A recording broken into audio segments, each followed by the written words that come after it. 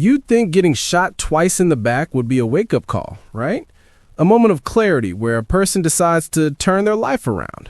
But for Drew Kane on General Hospital, that couldn't be further from the truth. In fact, he's about to make a move so low, so utterly despicable, that even the actor who plays him, Cameron Mathison, was left speechless.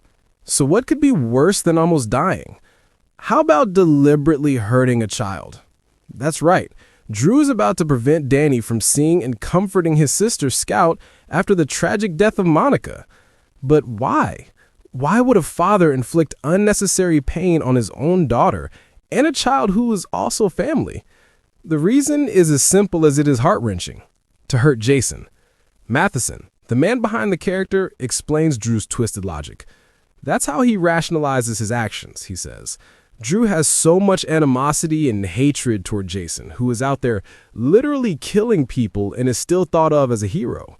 Jason always had the Quartermaines thinking he's the golden child. Meanwhile, he's a hitman. He kills people for a living. It's a bizarre and deeply flawed way of thinking, but it's what's driving Drew. He's so consumed by his hatred for Jason that he's willing to cross a line he never thought he would. In his mind, he's evening the score, punishing Jason for all the perceived slights and injustices he suffered. It's a dangerous game, and Drew is playing for keeps.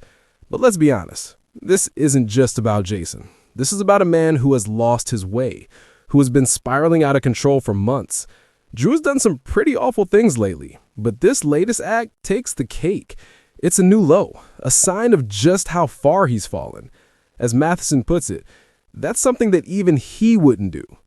While his hatred for Jason is a powerful motivator, there's another, more personal factor at play. The death of Monica has hit Drew harder than anyone could have anticipated. Monica's death is incredibly traumatizing for him, Mathison admits. Regardless of whether or not she raised him, she called him her son. He called her his mom.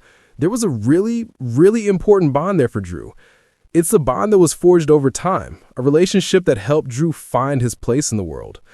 But as time went on and Drew sort of went down his own path, a distance formed between he and Monica. That was hard on Drew, and they never got a chance to reconcile before her death. This unresolved grief, this sense of a lost connection, is fueling Drew's rage. He's lashing out, not just at Jason, but at the world. He's a man in pain, a man who is grieving the loss of a mother he never fully got to know. His actions are a cry for help, a desperate attempt to regain control in a world that feels completely out of control.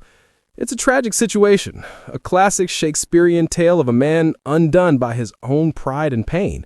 But that doesn't excuse what he's about to do. Hurting a child is never the answer, no matter how much you're hurting. It's a line you don't cross, a moral boundary that should never be breached. If you thought Drew's actions were shocking, you might want to brace yourself. This is just the beginning.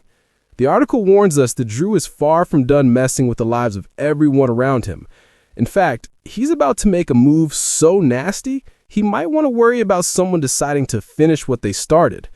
This is a chilling warning, a sign that Drew's recklessness is about to catch up to him. He's a man on the edge, teetering on the brink of disaster. His actions are not only hurting those around him, but they're also putting his own life in danger. Will he finally get the wake-up call he so desperately needs? Will someone finally put a stop to his destructive behavior? Or will he continue to spiral out of control until there's nothing left of the man we once knew? The future for Drew is uncertain, but one thing is clear. The road ahead is a dangerous one. He's alienated his friends, hurt his family, and put himself in a position where he's all alone. And in a world like Port Charles, being alone is the most dangerous thing of all.